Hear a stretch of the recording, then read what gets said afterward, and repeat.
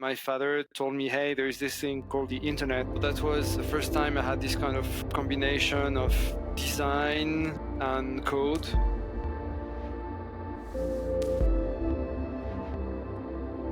Hello and welcome to the very first episode of ARTXCODE Studio Visits, the series where we dive deep into the minds of the creatives shaping the network digital art landscape. I'm your host, Sofia Garcia, and today we have a truly special guest to kick off the series, Jean-Jacques Duclaux, also known as Eko33, an absolute force in generative art with a career spanning over 3 decades. In each episode, we're going to explore not just the work, but the stories, the influences, and the ideas that drive these artists. Our goal is to introduce you to the people behind the art and give you a sense of why their work matters. Whether you're a seasoned collector, a curious student, or just someone looking to understand more about this fascinating world, you're in the right place. Before we dive into our conversation, let me set the stage. Jean-Jacques has been at the forefront of generative art since the 90s, blending his background in design, coding, and sociology to create works that challenge our perceptions and explore the biases that shape our understanding of the world. He's also been a trailblazer in integrating new technologies like blockchain and AI into his practice, all while staying true to his roots in traditional drawing and pen plotting. Today, we're going to be talking about his journey, his influences, and why his work is so relevant right now. So without further ado, let's get started. Jean-Jacques, thank you so much for joining me today. Hello, Sofia. Thank you very much for having me today. Yeah, and let's start from the beginning. I'd really like to start about your early days and what drew you to working with computers and coding in the first place. Yeah, so as a young kid, I was fortunate enough to have access to computers in full autonomy.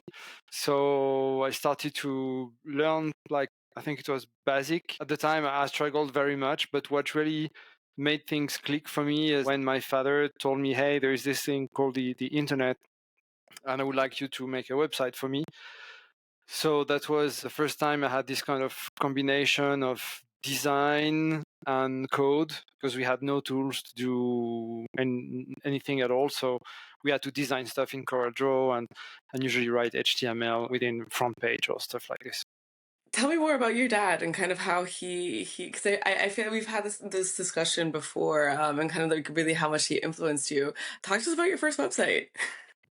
Yeah, so my father had this very small company. He was doing, I don't even know how to call it, like equipment for spa, but on like a large scale for re-education and like in a medical setting.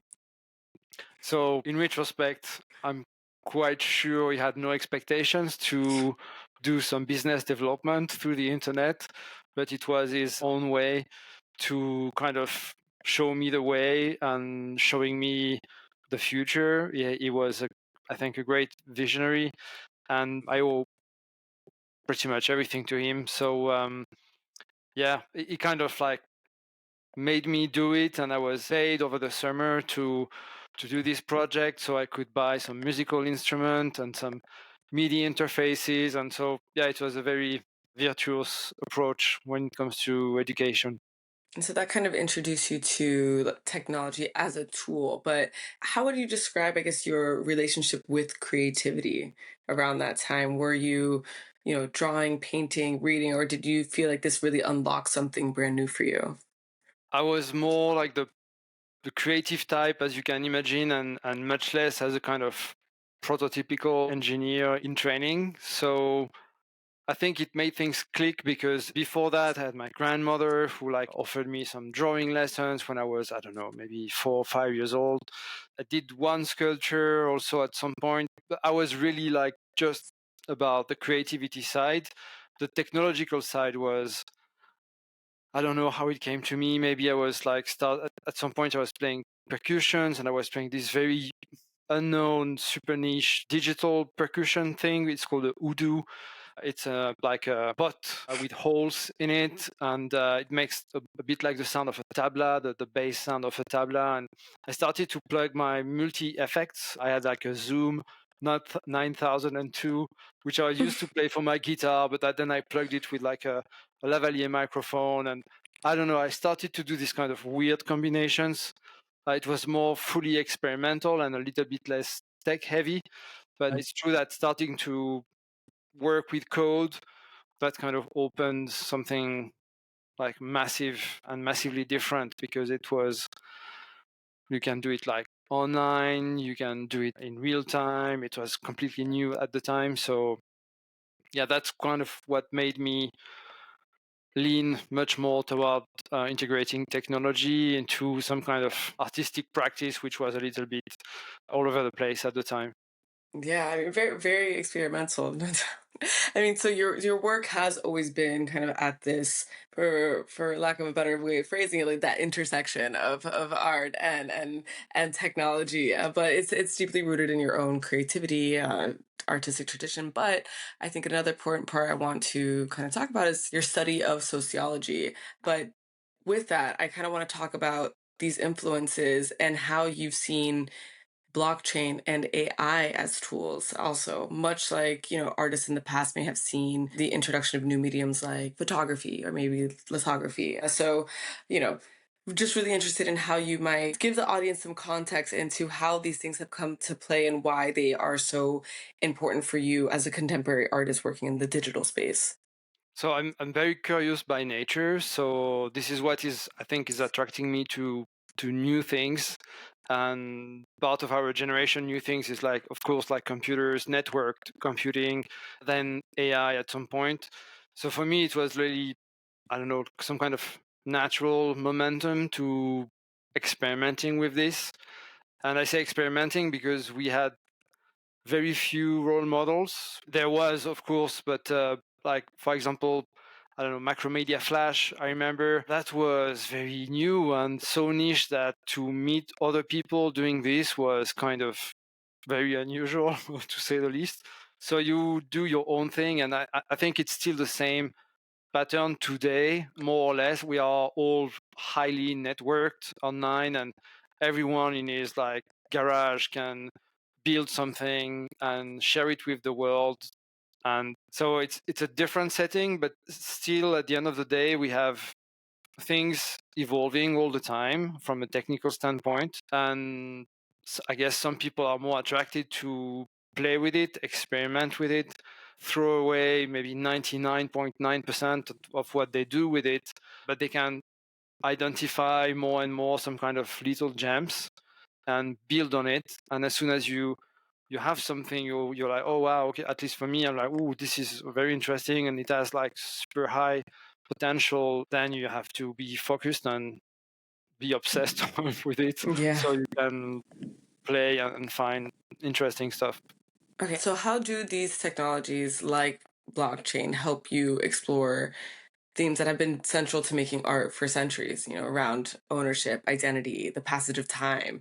You've worked with digital mediums for some time now, but what was it about blockchain that really made sense to you? And it didn't make sense to you initially. What was your journey like into this ecosystem?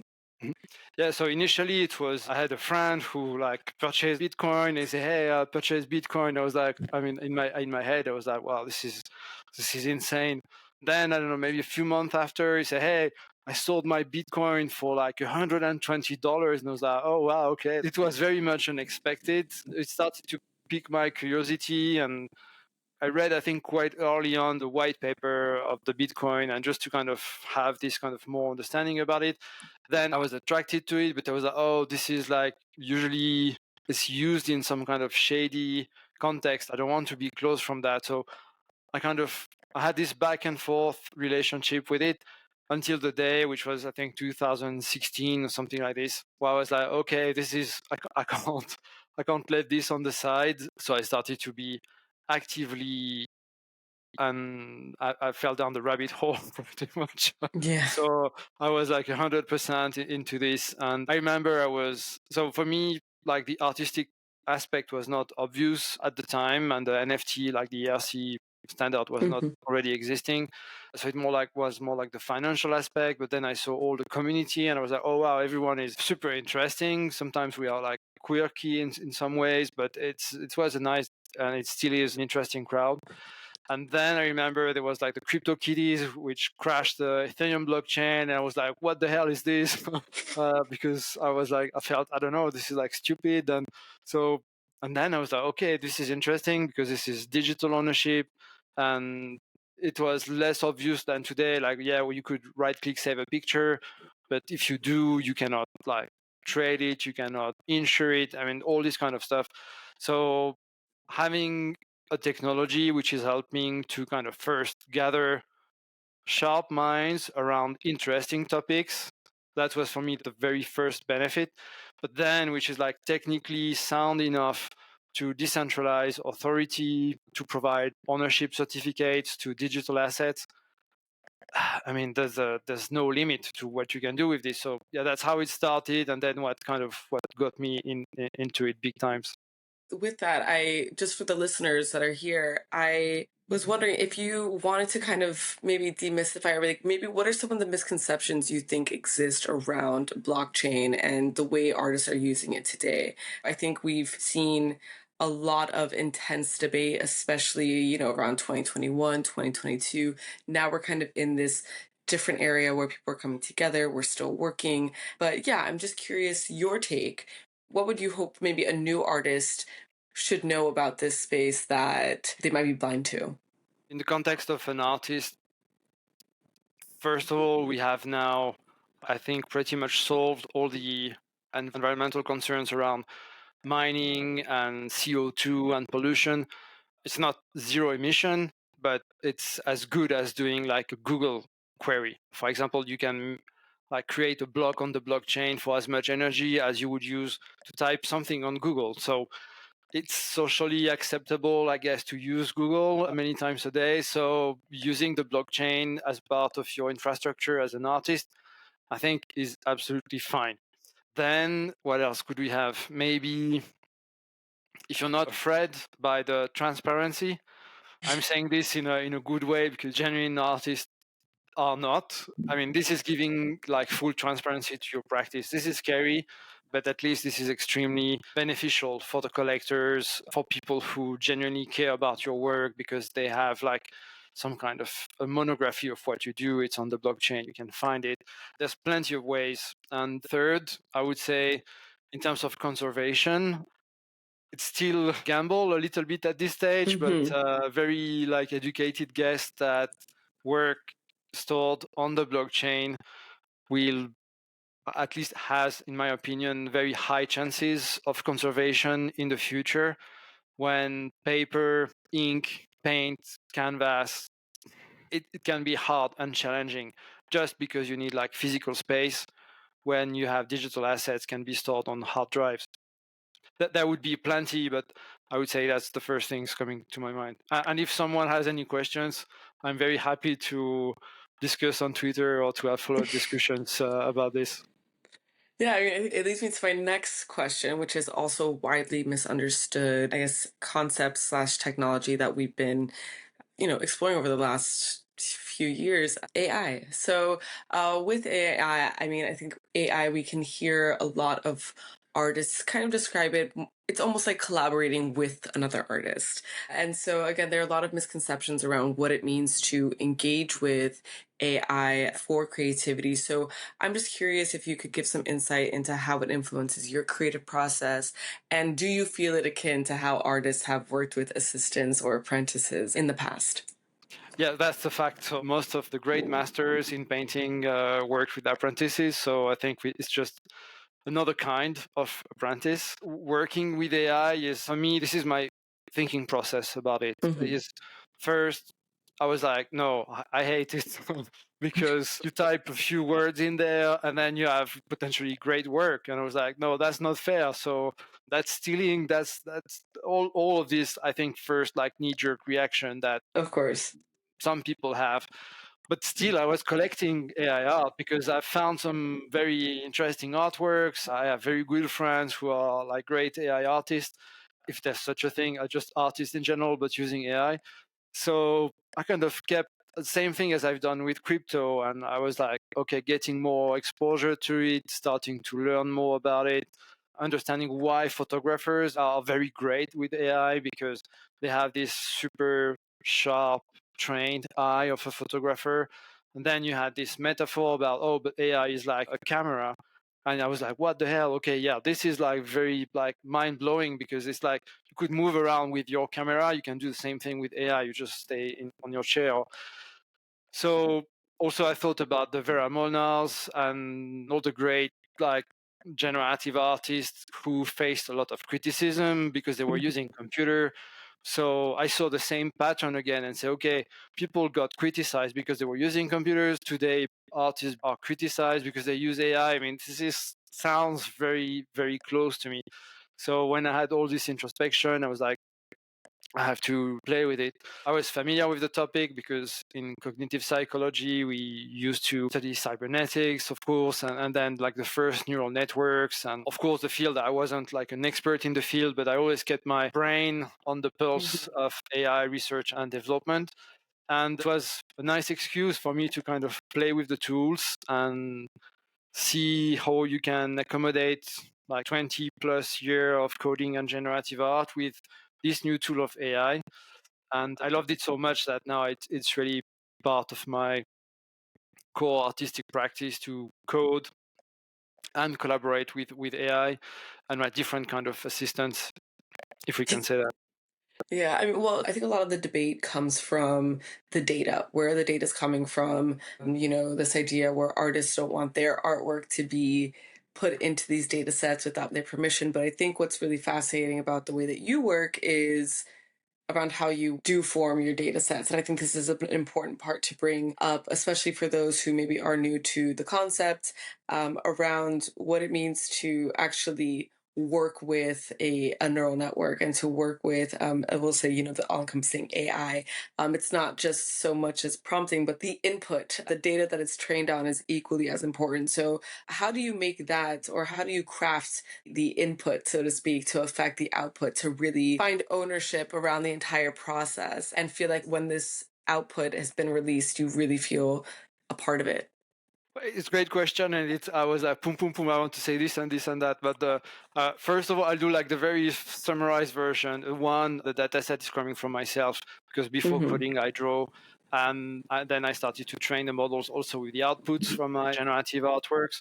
So that's the first thing. I'll get back to it. Second, we have, I mean, this kind of trained model on like publicly accessible with some copyright, and I mean at the end of the day, I think it would be kind of pedantic in a way that to believe that we create from a clean slate, clean Yeah. plate, because we go to museums, we see stuff on books outside nature where, I mean, the data set is already in our head in a way. So there is also this interpretation that it's not because AI models are trained with stuff from the internet, from other artists, that at the end of the day, you kind of steal it. I would say it's, of course, arguable, but that's another point. And the third one is, if you think about the metaphor of the photographers, they take a picture of, I don't know, a nice car in the street. I mean, yes, of course, they did not build the car, but they found nice lighting, time of the day, focal length, whatever, just to make like a stunning picture. What's going on with this? If you judge this way of looking at photography with another way to look at AI, I'm sure it can make a lot of happy nights to talk about this because it's pretty much an Yeah. endless topic. So Oh, definitely. I mean, I really resonate with the way that you described it as well. I think I was really interested, especially in early GAN works. It was, 2016, this introduction of generative adversarial networks. It was kind of a new approach to working with neural networks. And there was sort of this idea of being able to lean on the fact that they're working with their own data sets and feeling that same knee jerk reaction when we saw the prompt based creation of artwork and kind of the ease of works that were being created with a Dolly or Midjourney. So it's really cool to kind of hear all of us have these knee jerk reactions, but also being like, well, wait, this is challenging our conception of like what we know, our perception of what we know, and to kind of have the bravery to move past it, or I say that conversation with your ego where it's like, just because I don't know it doesn't mean it's wrong. I would say, but I mean, this also leads back to the point that you were bringing up around some of the older OG artists who really kind of paved the way for all of this. And I wanted to hear more about your inspirations, particularly how certain influences like Vera Molnar and Harold Cohen have shaped your work.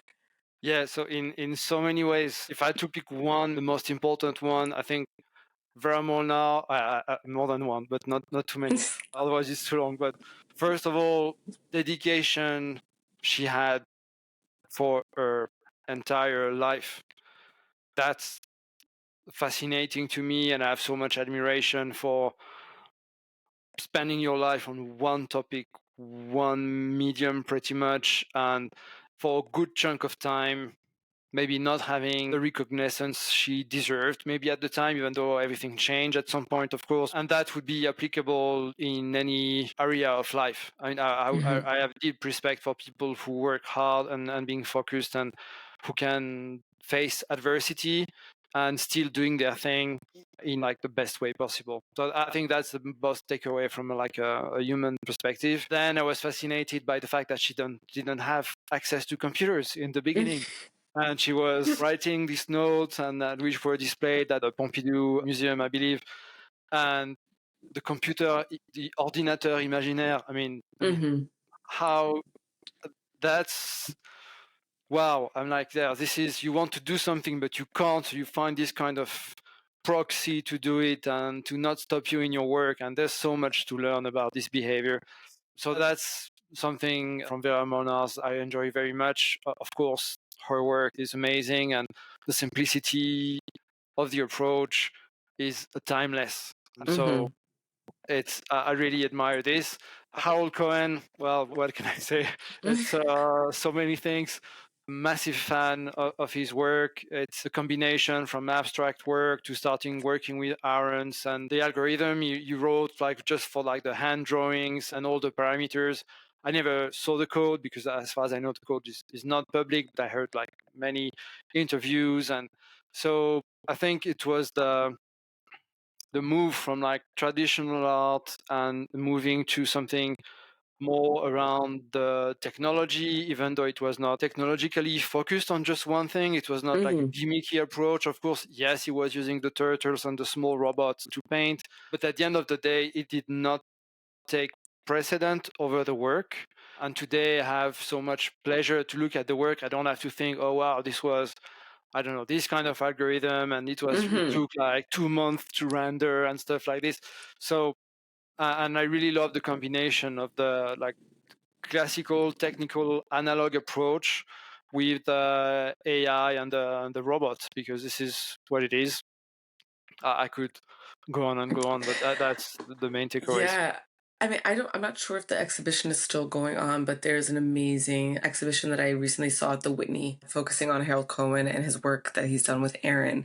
And it was very inspiring. They have a plotter running basically throughout the day, just constantly creating new compositions and seeing what he was able to basically teach Aaron to do and the compositions that Aaron's able to produce were awe-inspiring. I mean, I sat there for way too long watching these outputs come out, and then his use of color. I mean, it's fascinating. So yeah, for those of you who aren't familiar, my assumption is that most people, if you're listening to this, are familiar with Harold Cohen. But if you've never heard of Harold Cohen, please do yourself a favor. And same with Vera Molnar, two absolute pioneers who have changed so much and really paved the way for a lot of artists today. With that, I also wanted to introduce another sort of influence to you. So architecture is another strong influence in your work, especially prevalent in your very popular Terra Incognita series.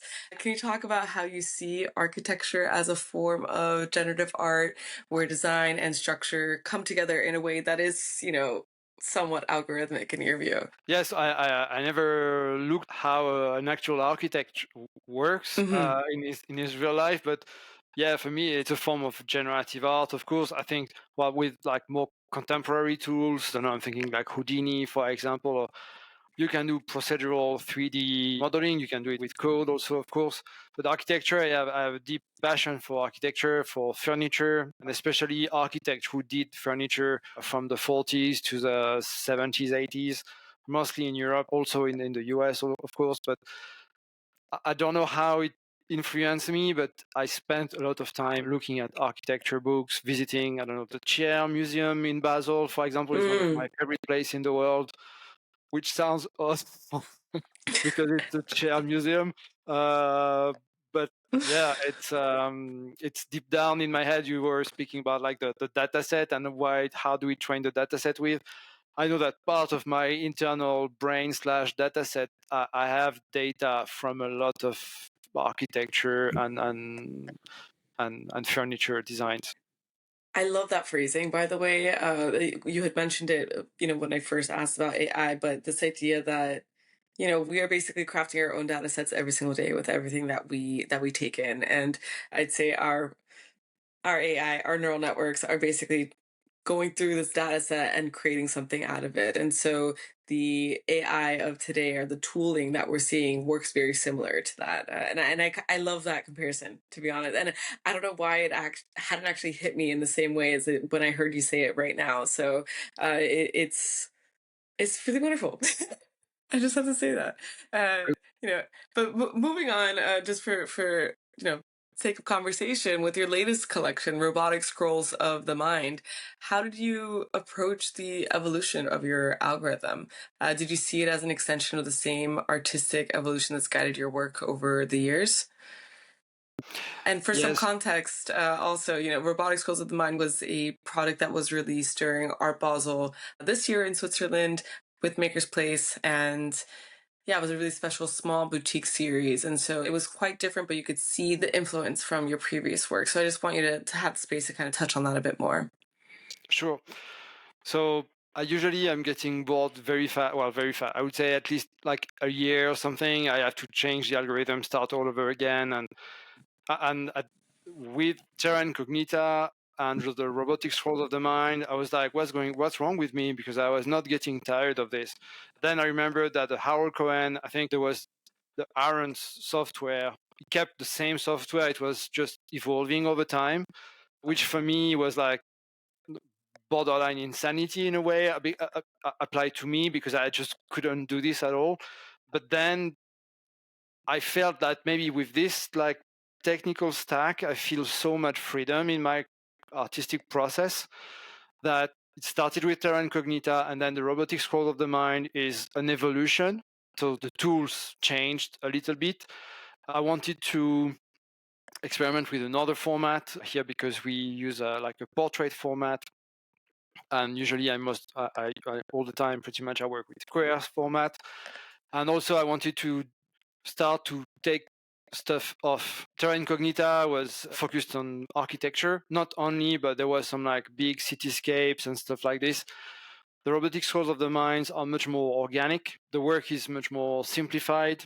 And also it was one of the first time it was presented, also printed in Giclée printing, which I think gives a completely different dimension to the work. One of the very common questions I had, and very and rightly so, because I usually like reproducing organic texture so it doesn't look too cold, just in my view. So I kind of work hard to recreate this kind of paper-like organic texture. And it's when it's printed, you see it, but when you see the borders, it's completely white. So people are like, okay, but why is this like white flat and this is like texture? And I was like, no, this is not texture. This is just code. So it's also just a way for me to say that yes, we code, but we also spend a lot of time on the tiny details to make it look like organic. This is my way of doing things. But that's the evolution. So I would say simplification, format. The shapes were not like squared. It was much more like smooth and a bit more minimal in the approach. Yeah, I think that's a part of, I'd say, this era of generative art where we see this, the early days, we can look at like just playing around with these basic forms, Vera Molnar and the square. That was her favorite, and kind of moving through the 90s, the early 2000s, and now really playing around with being able to capture nature through an algorithm and through the mind, really, because you have to sit here and work with the computer and coax it out of the computer, essentially. And I think it's always a really good fun when you see a work like that in person and you're like, this is stunning, oh my goodness. And it's kind of this fun added extra bonus where it's like, well, you want to know how it was made. Like, you might like assume that it was drawn or it was painted, and then there's this whole other idea with like, this is a true, like a visual, like conceptual art piece, which I think is a really fun way to think about algorithmic art as really like and I guess it's more from Frieder Nake, the purest form of conceptual art, where the idea is really self-executed through the instruction of which we refer to as an algorithm. One last thing around your practice that we haven't really been able to touch on is that you often feature interactive elements and hardware, and you also love the plotter. But I kind of wanted to see that, how do you see these elements as part of like a larger tradition of immersive art experiences, from installation to kinetic sculptures? How would you best describe this moment in history, and how you yourself use these tools as an artist? Yeah, I might not know enough the history about Ah, this it's okay. very Yeah. specific part, even though I'm thinking like the cybernetics serendipity Mm. show, I think 68 or 67. I mean, in the catalog of the exhibition, there was like great like cybernetic sculptures, and of course in Switzerland, I'm fascinated by the work of Tingli and so many others. So for me, like the first sculpture I did was, I don't know, I was maybe 13 or something like this. It was called Onde de choc à Roland Garros. It was like this kind of tennis racket, and uh, I have to find some pictures of it Oh, someday. please. I'll post.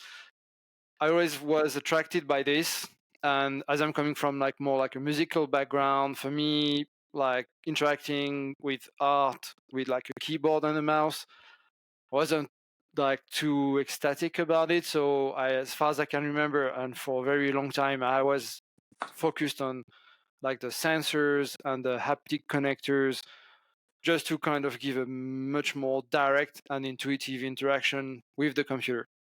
So for me, the interactive installation and the sculptures, this is kind of my conceptual approach to build a sculpture which is going to react to its environment or to the people passing by, or to build devices like you mentioned, like the Theremin that I presented in Art Basel Miami last year, Mm-hmm. which is a playful way for everyone. It can be young children, it can be a grandmother. Everyone can pretty much in 5 seconds understand how it works and play with it. So I like creating with I have a lot of like knobs and still musical devices in my studios, just because I'm connecting this to the computer and I play with the algorithm through like a different way. So yeah, the sculptures and the interaction for me is part of my work. It was mostly, I would say, I don't know, selfish is not the right way to put it, but I was just doing this just for me. Yeah. And when I saw the success in Art Basel Miami with the Theremin, and looking at how people enjoy playing with it, that's something I'm going to do more in the future. Oh, I know I had a great time with it. I spent a lot of time in front of the theremin. It was great. So I'm ready for the next one. But Jean-Jacques, before we wrap up, I'd like to end with our final segment. What should we know? It's a little tradition we're starting with our guests. Share something, anything that they think everyone should be aware of. It could be a favorite artwork, a book, an idea, or even a piece of advice they've heard recently. So what would you like to share with our listeners today? Yeah, my brain is spinning a little bit. I was not prepared. Um, I would say if you, I'm trying to translate something in French. In French, we say, well, it was my grandmother who always told, she said, si tu veux, tu peux. So if you want, you can. Yeah. Okay. I was That's like, it. I I mean, think I understood it. Yeah. yeah, that's. I think that it sounds completely crazy and insane and delusional, and but actually, it works. Mm-hmm. If you want it hard enough, and if you're willing to make the sacrifice, and I'm being focused on it, and I'm going back to the Vermonor analogy. I don't Yeah. think she wanted any recognition or fame or anything. That I don't think that was part of what she wanted to build. But if you want something, yeah, you can do it if you're really serious about it. Sky is the limit, as we say in the US, I think. So Yeah. somehow that's yeah, trying your best, and yeah, si tu veux, tu peux. Fantastic. Thank you. And with that, we've reached the end of our first episode. Jean-Jacques, it's been an absolute pleasure having you here. To our listeners, thank you for joining us on this journey. We'll be back with more conversations with the incredible artists who are shaping the digital landscape of today. If you enjoyed today's episode, don't forget to subscribe and leave a comment. I'm Sofia Garcia. This is at ARTXCODE Studio Visits. Until next time.